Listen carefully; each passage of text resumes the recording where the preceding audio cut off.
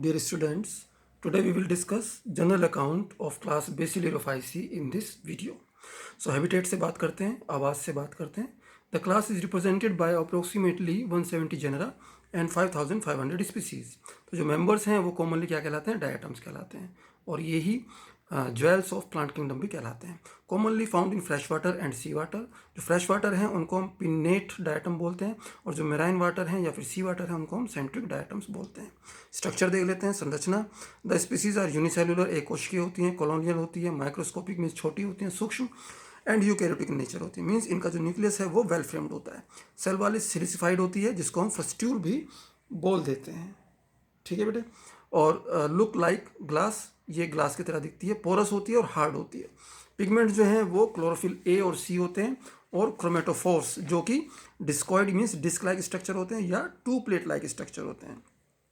कौन कौन से होते हैं? डायटोमिन होता है और फिकोजेंथिन होता है. अब जो डायटोमिन है वो ब्राउन इन कलर होता है. That's why this are also known as golden brown algae.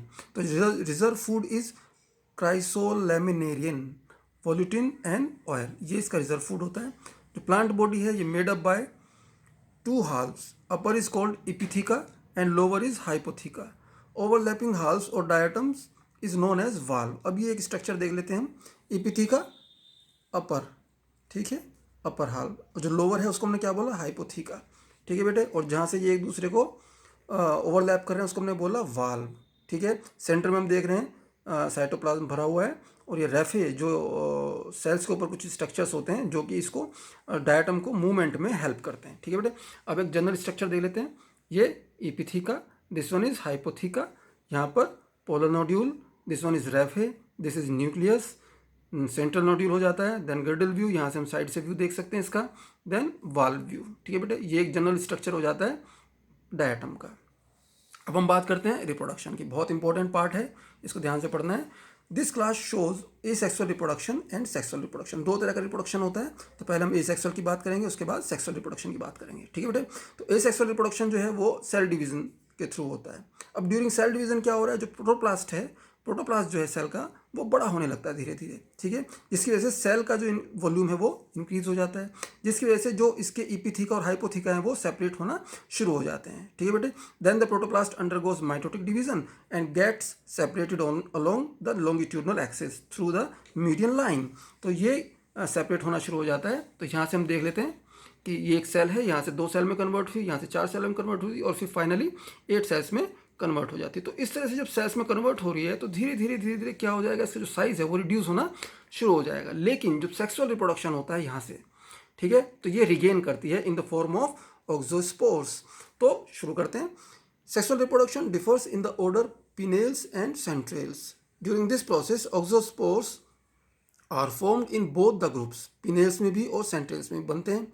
तो ड्यूरिंग सेल डिवीजन दो cells become reduce in size, are able to regain their normal size through the formation of auxospores. जब auxospore बनना शुरू हो जाते हैं तो जो इनका साइज है वो नॉर्मल होना शुरू हो जाता है. So it is called restorative process. इस वजह से हम इस प्रोसेस को क्या बोलते हैं? रीस्टोरेटिव प्रोसेस बोलते हैं. ठीक है बेटे. अब नेक्स्ट जो हम बात करेंगे वो है हमारा ऑक्सोस्पोर फॉर्मेशन इन पिनेल्स. एक ऑर्डर जो है इसका पिनेल्स हो जाता है. किसका? क्लास बेसिलेरियोफाइसी का. तो it takes place through gametic union, autogamy and parthenogenesis. तो पहले हम गैमेटिक यूनियन की बात करते हैं. ये 3 तरीके से होता है बेटे. तो पहला होता है production of 1 auxospore by 2 conjugating cells. दूसरा हो जाता है हमारा production of 2 auxospores by 2 conjugated cells. ठीक है बेटे. और जो थर्ड है उसमें हमारा प्रोडक्शन ऑफ 1 ऑक्सोस्पोर होता है बाय 1 कॉन्जुगेटेड सेल. तो पहले हम बात करते हैं production of 1 auxospore by 2 conjugating cells. Clear है? तो अब हम शुरू कर लेते हैं. ये डायग्राम बना हुआ है, इसको ध्यान से देखेंगे. तो इसमें क्या हो रहा है? In this process 2 uniting cells come very close to each other and become covered by mucilaginous sheath. ये म्यूसिलेज है, ये शीथ कवर कर लेती है. ठीक है. The diploid nucleus of each cell undergoes meiosis. Now out of 4 nuclei, तो 4 nuclei बन गए हैं, 3 इसमें डिजनरेट हो जाते हैं. ठीक है. और केवल एक है जो कि सर्वाइव करता है, किसकी तरह? गैमेट की तरह वर्क करता है, जो कि फाइनली फ्रस्ट्यूल से उसको फ्रस्ट्यूल को ब्रेक करके आपस में फ्यूज हो जाते हैं. ठीक है. और क्या बना लेते हैं? जाइगोट बना लेते हैं. ठीक है. जो कि डिप्लॉयड इन नेचर होता है. और फ्रस्ट्यूल कैसा हो जाता है हमारा? एम्प्टी हो जाता है. ठीक है बेटे.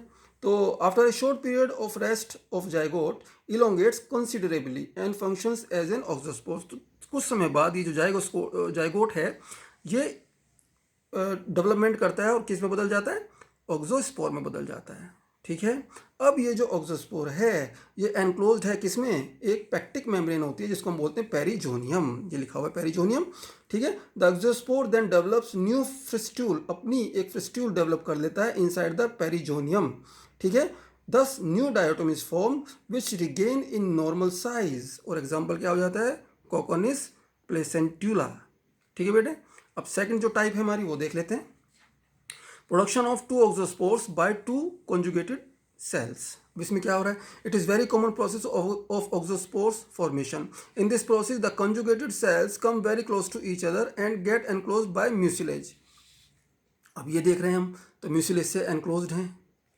ठीक है, the nucleus two and diploid है of each cell undergoes meiotic division and forms 4 nuclei. अब यहाँ पर हम देख रहे हैं 4 न्यूक्लियाई हो गए, out of 4 nuclei 2 degenerate and the rest 2 survive. 2 degenerate हो जाते हैं और 2 सर्वाइव करते हैं। The cytoplasm then divides either equally or unequally and along with the nucleus they behave as gametes. Now 2 gametes are formed in each cell.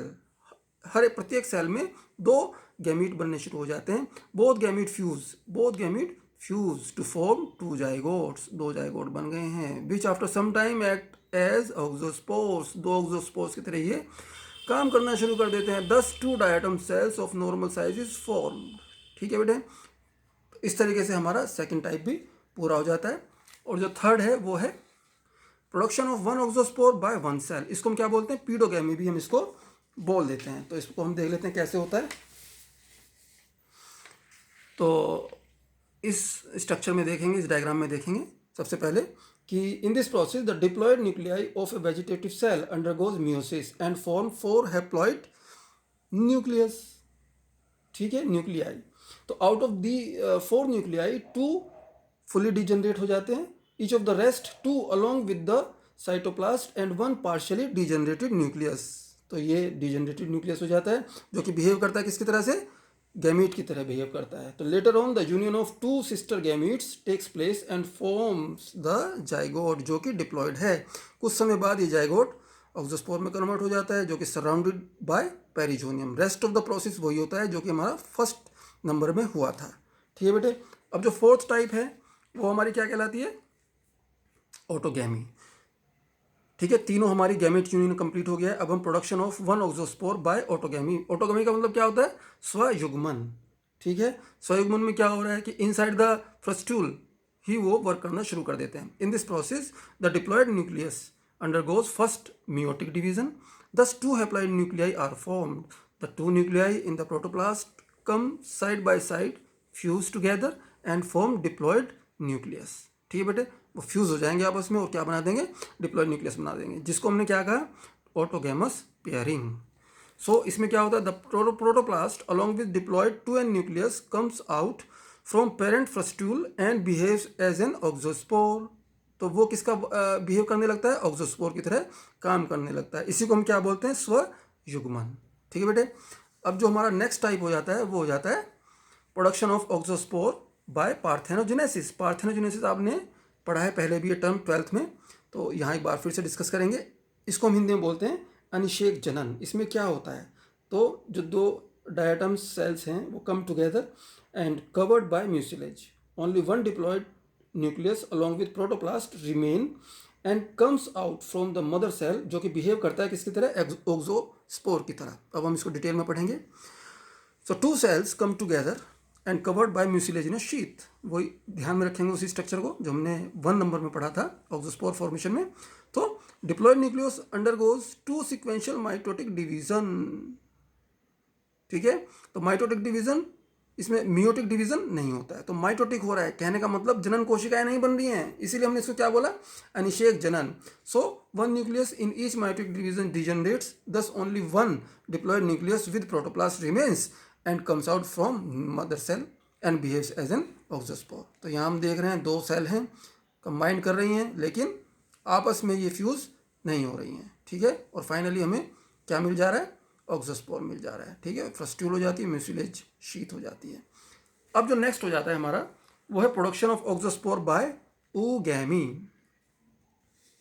अब oogamie की बात जब होती है तो इसमें हमें ये बेसिक क्लियर होना चाहिए कि इसमें मेल और फीमेल दोनों जो पोर्शन हैं या पार्ट हैं, ठीक है, रिप्रोडक्शन के, ये अलग अलग होते हैं। तो मेल जो होता है वो छोटा होता है, मोटाइल होता है, और जो फीमेल होता है वो फीमेल होती है वो नॉन मोटाइल होती है और बड़ी इन साइज होती है। तो यहाँ देख रहे हैं हम जो हमारे स्पोर्स हैं, मेल स्पोर्स हैं, वो एंथ्रीडियम में बनते हैं। एंथ्रीडियम रप्चर होता है, यहाँ से टूट कर ये किस पर आ जाते हैं, एग पर अटैच हो जाते हैं, और एग फाइनली दो में डिवाइड हो जाता है। दो पार्ट्स में जब डिवाइड होगा तो पहला पार्ट जो इसका अपर पार्ट है वो अबॉर्टिव ओवम की फॉर्म में कन्वर्ट हो जाता है, जिसका कोई रोल नहीं होता है, और जो नीचे वाला पार्ट है वो फर्टाइल एग की फॉर्म में या ओवम की फॉर्म में कन्वर्ट हो जाता है। ठीक है, अब जो फर्टाइल न्यूक्लियस हैं मेल का, यहाँ देखें हम, ठीक है, और जो एग न्यूक्लियस है एक्टिव, वो आपस में रिएक्ट करते हैं और फाइनली क्या बनाते हैं, हमारा डायटम क्रिएट करते हैं, फॉर्म करते हैं। ठीक है बेटे, तो ये oogamie के थ्रू हमने देखा। अब जो लास्ट है हमारा वो हो जाता है ऑक्सोस्पोर फॉर्मेशन इन सेंट्रेल्स। ये नेक्स्ट ग्रुप है। इसमें क्या हो रहा है, it takes place through autogamy and oogamie। बिल्कुल उसी तरह से होता है जैसे भी पिनेल्स ग्रुप में हुआ है। ठीक है बेटे, तो ये कुल मिलाकर जनरल अकाउंट की बात हो जाती है बेसिलेरियो फाइसी की। अब हम इकोनॉमिक इंपॉर्टेंस की बात कर लेते हैं डायटम्स के, वो भी बहुत इंपॉर्टेंट हो जाता है। तो पहला, इंडस्ट्री में यूज़ होते हैं। The shells of diatoms frustules, जिन्हें हमने कहा था, are used for fine polishing and liquid filtration techniques, so also used in nano technology. इसमें जो सिरामिक्स बनती हैं आपने पढ़ा होगा, उनको भी बनाने में ये काम में आते हैं। Then forensic uses, since the silica based skeletons of diatoms do not readily decay, means कोई डेथ हो जाती है और वो पानी में डूब जाती है बॉडी, तो उसमें अगर डायटम्स चले जाते हैं तो वो डिके नहीं होते हैं। Hence they can sometimes be detected in heavily decomposed bodies. तो वो जब पोस्टमार्टम होता है बॉडी का तो वो उसमें पाए जाते हैं, तो उससे पता चल जाता है कि भाई ये जो बॉडी है ये कितने दिन पुरानी है या कितने दिन से ये पानी में डूबी हुई है। इसके बाद used as natural indicator to test the water quality, means water की क्वालिटी अगर अच्छी है या ख़राब है तो ये नेचुरल इंडिकेटर्स की तरह हम उस क्वालिटी को टेस्ट करने में यूज़ कर सकते हैं। देन लास्ट हो जाता है डाइएटोमेशियस अर्थ, this is also called Kishal गुहर। ठीक है, लाइट कलर्ड होता है, पोरस होता है और फ्राइबल सेडिमेंट्री रॉक होती है। ठीक है, मच लाइटर देन चॉक है। It is used as insecticides, explosives and pest control. ठीक है बेटे, तो ये हमारा एक जनरल अकाउंट हो जाता है बेसिलेरियो फाइसी का। ये एक इम्पॉर्टेंट पार्ट है आपके सिलेबस का, इसको ध्यान से करेंगे। Thank you.